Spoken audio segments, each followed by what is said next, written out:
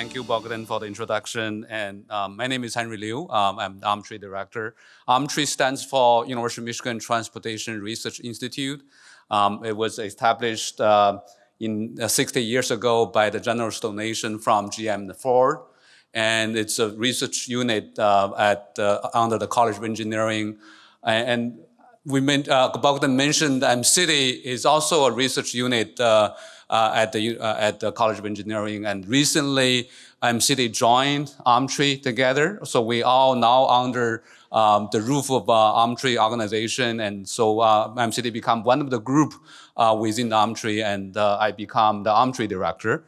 So UMTRI right now has about 20 full-time research scientists, about 70 research staff members and technicians, and we have hundreds of students working at UMTRI as well. And it's close by, and we also operate the Mcity test facility. I'm gonna,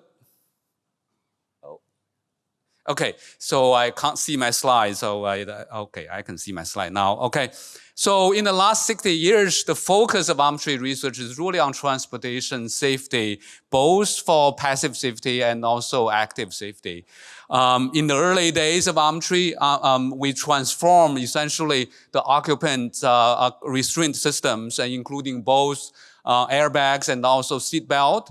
And in 1985, Michigan seatbelt law was signed at UMTRI's Flat Lab. And you can see the picture when the law was signed for seatbelt.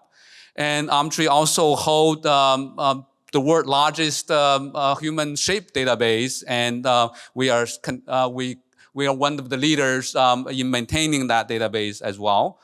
UMTRI also has the largest urban testbed for connected vehicle research, and also collect a large amount of naturalistic driving data. As you can see, the city of Ann Arbor is essentially our testbed for connected vehicle research. Starting from 2015, we also operate the world's first test facility for autonomous vehicles. That's Mcity, as you can see. And a couple of years ago, we started the Mcity 2.0 project, which developing the digital infrastructure on top of the physical infrastructure we're running. And then this will allow users from remote to access Mcity test facility, as I will show you later on. And so many of the UMTRI research are world first or world leading, and I will show you some of the works we are doing currently. And so I mentioned that UMTRI maintains the largest database in the world for human shape. And if you check humanshape.org, and that has the access to the database we're maintaining. We're one of the leaders in the human body modeling, particularly for crash analysis. And it's for diverse population, including both male and female children, and also different body shapes.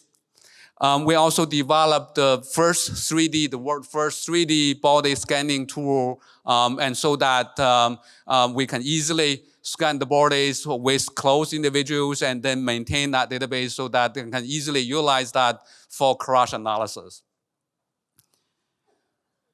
And as you can also see, motion sickness is also an important challenge for transportation. And this is particularly important for autonomous vehicles because we transform the drivers into the occupants at the passengers inside of the vehicle. And UMTRI research looking at both psychological and physiological triggers in terms of motion sickness. And then this have helped us to redesign the seat inside of the autonomous vehicles. And this hopefully will impact also the vehicle design in the future for autonomous vehicles. And then has implications in terms of how we can improve the comfortability for vehicles, particularly for autonomous vehicles. UMTRI, as I mentioned, we operate the world first and still the most sophisticated test facility for autonomous vehicles. The Mcity test facility is 32 acres. It just crossed the street on the other side of the road, and it's essentially a miniature city for autonomous vehicle testing. And our methodology for testing autonomous vehicles has been appeared as a cover story at Nature. And it's still the first and the only articles on autonomous vehicle testing in the Nature flagship magazine. So we have also designed the first behavioral safety testing for autonomous vehicles. And as you can see from the pictures, we offer this safety assessment for both open source and research vehicles, as well as a commercial setup. As part of the Detroit autonomous vehicle deployment project, we test one of the commercial providers in terms of autonomous vehicle service. The safety assessment program we have contains two parts. One, look at the basic behavior competency. It's scenario-based and looking into some of the really basic driving skills for autonomous vehicles. We call driver license test. And we'll also offer what we call driving intelligence test to estimate in a accelerated manner to look at in terms of comprehensively what will be the accident rate and also what will be the near-miss rate for autonomous vehicle safety. This will help autonomous vehicle service providers to deploy in a large scale to the cities. This also helps the city to evaluate before the deployment in terms of the impact of autonomous vehicle on their street. UMTRI is the undisputed leader in connected vehicle research. We maintain the largest urban testbed for connected vehicle. And this all started in 2012 with the safety pilot model deployment project. UMTRI equipped it around 3,000 vehicles and 75 intersections in the city of Ann Arbor. And then that created the largest testbed for autonomous vehicle. And we estimated that if this is a mandate to light vehicles in the US, 80% of the accident can be reduced from this technology. And then many of you know that FCC recently, in the last 2 years, ruled that we abandoned the dedicated short-range communication technology. So in the last few years, we started two new projects, one called Smart Intersection Project, the other one called Ann Arbor Connected Environment 2.0. Essentially, we decommissioned the DRSRC-based roadside unit and also onboard unit and re-equip these intersections with CV2X technology. And this time, when we equip these RSUs and OBUs on the street in the city of Ann Arbor, we also equipped these intersections with roadside perception technology. So you see these cameras on the street, and some of these intersections also have LiDAR being equipped. Those help us to detect accidents happens on the street, also help us to detect the so-called near misses or conflict at these intersections.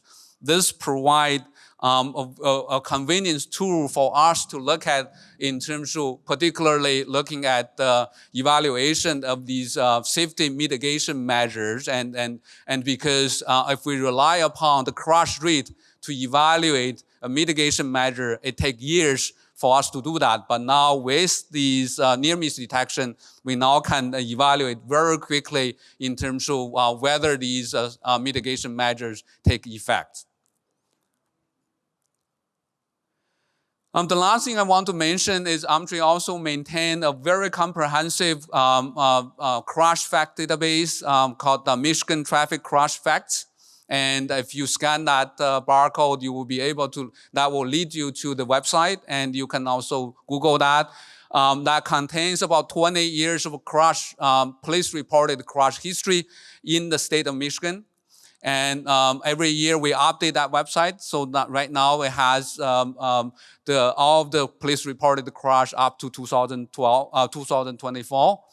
And it's also a very convenient tool for us to to look into in terms of not only the record for police reported crash, but also query on some of the data and also do data analysis on these crash and accident data as well. And as I mentioned, recently Mcity joined UMTRI, so we consolidated ourselves together so that we can better prepare the new future for mobility and as part of the mobility at Michigan. And the other thing I want to mention, I also run a USDOT funded research center called Center for Connected Automated Transportation, CCAT. And that's a research center, regional research center with 9 university partners. Most of the Big Ten schools are also in the Midwest. It's part of this CCAT consortium. And Mcity is also a public-private partnership. Over the last 10 years, about 140 companies has been part of the Mcity members. And both Mcity and EVC offers membership. We also have joint memberships. And if you have interest on these, please feel free to either contact me or contact EVC for these. So with that, thank you very much.